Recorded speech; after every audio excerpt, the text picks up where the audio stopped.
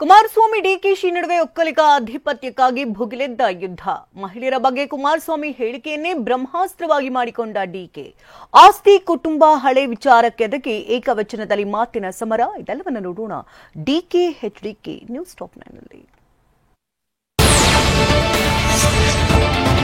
ಅಳಬೇಡಪ್ಪ DK Shivakumar, ದುಃಖ ಪಡಬೇಡಪ್ಪ, ನಾನು ವಿಷಾದ ವ್ಯಕ್ತಪಡಿಸುತ್ತೇನೆ ಅಂತ ಕುಮಾರಸ್ವಾಮಿ ಡಿಸಿಎಂಗೆ ಟಾಂಗ್ ನೀಡಿದ್ದಾರೆ. ಬೆಂಗಳೂರಿನ ಜೆಡಿಎಸ್ ಕಚೇರಿಯಲ್ಲಿ ನಿನ್ನೆ ಸುದ್ದಿಗೋಷ್ಠಿ ನಡೆಸಿದ ಎಚ್ಡಿಕೆ, ತಾಯಂದಿರ ಕಣ್ಣೀರು ಆ ವ್ಯಕ್ತಿಗೆ ಈಗ ಕಾಣುತ್ತಿದೆಯಾ?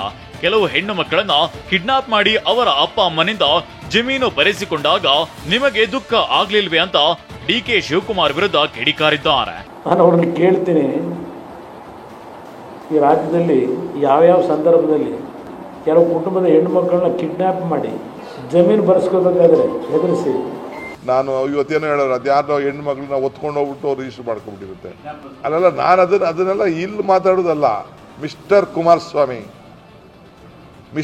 ಕುಮಾರಸ್ವಾಮಿ ಹೇಳ್ತಾ ಇದ್ದೀನಿ, ಲೆಟ್ ಅಸ್ ಡಿಬೇಟ್. ನಿಮ್ಮ ಉಬ್ಬಿದ ರಕ್ತನಾಳಗಳ ಸಮಸ್ಯೆಗೆ ಎವಿಸ್ ಆಸ್ಪತ್ರೆಯಲ್ಲಿ ಕೇವಲ 30 ನಿಮಿಷದ ಲೇಸರ್ ಚಿಕಿತ್ಸೆಯೊಂದಿಗೆ ಮುಕ್ತಿ ಹೊಂದಬಹುದು.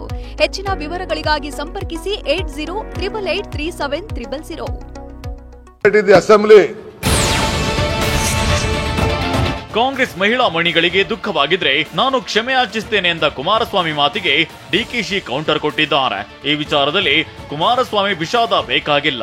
ಕೊಲೆ ಮಾಡಿ ಹಲ್ಲೆ ನಡೆಸಿ ಕ್ಷಮಾಪಣೆ ಕೇಳಿದ್ರೆ ಆಗುತ್ತದೆಯೇ?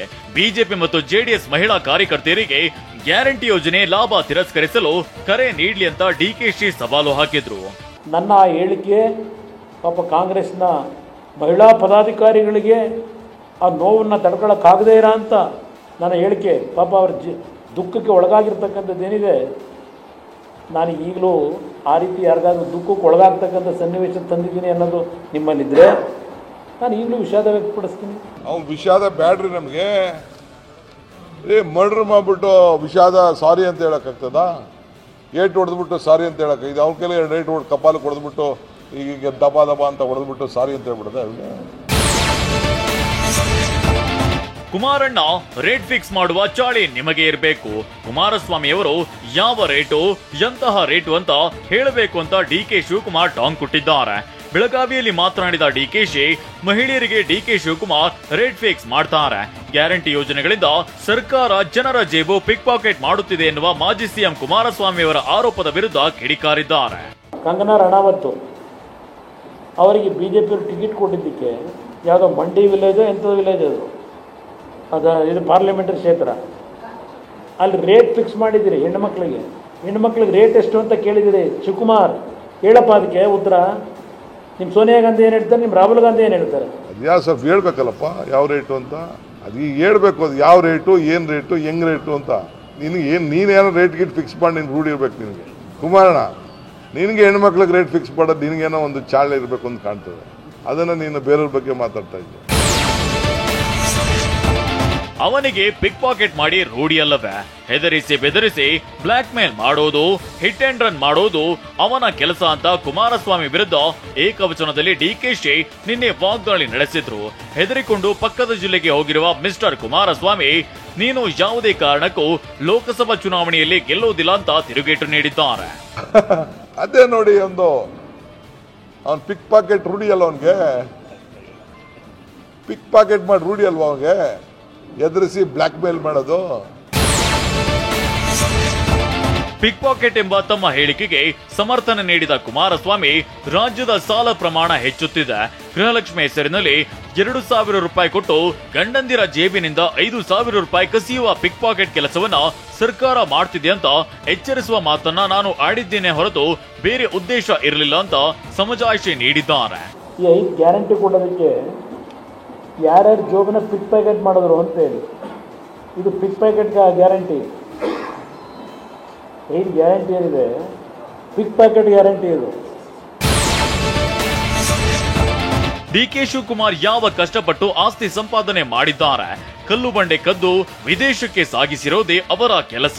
ಹೇಳಿದ್ರೆ ಆ ವ್ಯಕ್ತಿಯ ಬಗ್ಗೆ ಕಂತೆ ಹೇಳಬಹುದು ಅಂತ ಕುಮಾರಸ್ವಾಮಿ ಟಾಂಗ್ ಕೊಟ್ಟಿದ್ದಾರೆ. ಅವರಿಗೆ ನನ್ನದೇ ಆಪತ್ತು, ಅದಕ್ಕೆ ನನ್ನ ವಿರುದ್ಧ ಮಾತನಾಡ್ತಿದ್ದಾರೆ. 8 ಒಕ್ಕಲಿಗರಿಗೆ ಸೀಟು ಕೊಟ್ಟಿದ್ದೀನಿ ಅಂತಾರೆ. ಒಂದು ಸಾರಿ ಪೇಪರ್ ಪೆನ್ ಕೊಟ್ಟು ತಮಿಳುನಾಡಿಗೆ ನೀರು ಹೋಗ್ತಿಲ್ವಾ, ಈಗ ಮತ್ತೆ ಪೆನ್ನು ಪೇಪರ್ ಕೊಡಬೇಕಾ ಅಂತ ಹರಿಹಾಯ್ದಿದ್ದಾರೆ. ಮುಂದಿನ ಜನಾಂಗ ಕುಮಾರಸ್ವಾಮಿ ಎಂತಹ ಸುಳ್ಳುಗಾರ ಅಂತ ನೋಡಬೇಕು. ಯಾವುದೇ ಆರೋಪಕ್ಕೂ ದಾಖಲೆ ಇರಬೇಕಲ್ಲವೇ? ಹೀಗಾಗಿ ನನ್ನ ಆಸ್ತಿ, ಅವರ ಆಸ್ತಿ ಬಗ್ಗೆ ಸದನದಲ್ಲಿ ಚರ್ಚಿಸಲು ನಾನು ಆಹ್ವಾನ ನೀಡಿದ್ದೆ. ಆತ ಸದನಕ್ಕೆ ಬರಲಿಲ್ಲ ಅಂತ ಡಿಕೆ ಶಿವಕುಮಾರ್ ಹೇಳಿದ್ದಾರೆ. ದೇವೇಗೌಡರ ಕುಟುಂಬದ ಎಲ್ಲ ಸದಸ್ಯರ ಆಸ್ತಿ ಬೆಂಗಳೂರು ಸುತ್ತಮುತ್ತ ಎಷ್ಟಿತ್ತು ಅಂತ ನಾನು ದಾಖಲೆಗಳನ್ನ ತರ್ತೇನೆ. ನಾನು ಕಲ್ಲು ಹೊಡೆಯುತ್ತಿದ್ದೇನೆಯೇ, ಲೂಟಿ ಮಾಡುತ್ತಿದ್ದೇನೆ ಎಂಬುದು ಸದನದಲ್ಲಿ ತೀರ್ಮಾನವಾಗಲಿ ಅಂತ ಹೇಳಿದ್ದಾರೆ. ಮುಂದಿನ ಜನರೇಷನ್ನು ನೀನು ಎಂಥ ಸುಳ್ಳುಗಾರ, ಎಂಥ ಮೋಸಗಾರ ಅನ್ನೋದನ್ನ ಅಸೆಂಬ್ಲಿಲಿ ಮಾತಾಡೋಣ. ನಿಂದು ಎಷ್ಟಿತ್ತು, ನಿಮ್ಮ ಅಣ್ಣಂದು ಎಷ್ಟಿತ್ತು, ನಿಮ್ಮ ಬೇರೆ ಬೇರೆ ನಿಮ್ಮ ಕುಟುಂಬದ ಏನಿತ್ತು ಅದೆಲ್ಲ ಅಲ್ಲಿ ಮಾತಾಡೋಣ. ಒಂದು ಒಳ್ಳೆ ದಾಖಲೆ ಬೇಕ್ರಿ. ಸುಮ್ಮನೆ ಅದೆಲ್ಲ ಹಂಗೆ ಹೊಂಟೋದ್ರೆ ಲಾಸ್ಟ್ ಟೈಮ್ ಕರೆದೇ ಅಂತ ಆತನ ಬಾರೆ ಅಂತ ಅಸೆಂಬ್ಲಿಗೆ ಬರಲಿಲ್ಲ. ಬೆಂಗಳೂರಿನ ಸುತ್ತಮುತ್ತ 1,000 ಎಕರೆ ಕುಮಾರಸ್ವಾಮಿಗೆ ಜಮೀನು ಇದೆ ಎಂಬ ಡಿಕೆ ಶಿವಕುಮಾರ್ ಹೇಳಿಕೆಗೂ ಎಚ್ಡಿಕೆ ತಿರುಗೇಟನ್ನ ನೀಡಿದ್ದಾರೆ. ನನ್ನದು ಬಿಡದಿಯ ಬಳಿ 45 ರಿಂದ 48 ಎಕರೆ ಭೂಮಿ ಇದೆ. ಸಿನಿಮಾದಲ್ಲಿ ದುಡಿದ ದುಡ್ಡಿನಲ್ಲಿ ಅದನ್ನ ಖರೀದಿ ಮಾಡಿತು.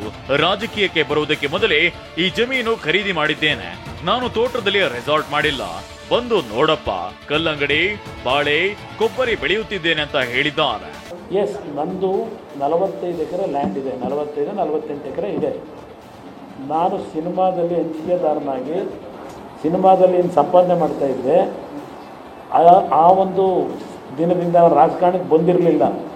ನಾನು ರಾಜಕಾರಣಕ್ಕೆ ಬರೋದಕ್ಕಿಂತ 10 ವರ್ಷದ ಮುಂಚೆ ಆಸ್ತಿ ತೊಗೊಂಡಿರ್ತಕ್ಕಂಥದ್ದು. ರಾಜಕಾರಣಕ್ಕೆ ಬಂದ ಮೇಲೆ ನಾನೇನು ಆಸ್ತಿ ಮಾಡಿಲ್ಲ. ಉಪಮುಖ್ಯಮಂತ್ರಿ ಡಿಕೆ ಶಿವಕುಮಾರ್ ಅವರು ಅಪಾರ್ಟ್ಮೆಂಟ್ ನಿವಾಸಿಗಳನ್ನ ಬ್ಲಾಕ್ ಮೇಲ್ ಮಾಡ್ತಿದ್ದಾರೆ ಅಂತ ಕುಮಾರಸ್ವಾಮಿ ಆರೋಪಿಸಿದ್ದಾರೆ. ಹೊಸ ಅಪಾರ್ಟ್ಮೆಂಟ್ ಆಕ್ಯುಪೆನ್ಸಿ ಸರ್ಟಿಫಿಕೇಟ್ ಬೇಕಾದ್ರೆ, ಎನ್ಒಸಿ ಬೇಕಾದ್ರೆ ನನ್ನ ತಮ್ಮನಿಗೆ ಮತ ಹಾಕಿ ಅಂತ ಬ್ಲಾಕ್ ಮೇಲ್ ಮಾಡಿದ್ದಾರೆ. ವೋಟ್ ಕೊಟ್ರೆ ಕಾವೇರಿ ನೀರು ಬಿಡ್ತೀನಿ ಅಂತ ಧಮಕಿ ಹಾಕಿದ್ದಾರೆ ಅಂತ ಕುಮಾರಸ್ವಾಮಿ ಡಿಕೆಶಿ ವಿರುದ್ಧ ಗಂಭೀರ ಆರೋಪ ಮಾಡಿದ್ದಾರೆ. ಯಾವುದೋ ಒಂದು ಅಪಾರ್ಟ್ಮೆಂಟ್ಗೆ ಎಲ್ಲರೂ ಎನ್ಒಸಿ ಕೊಡಬೇಕಲ್ಲ, ಭಾಷಣ ಮಾಡ್ತಾರೆ ರೋಗಿಯಲ್ಲಿ.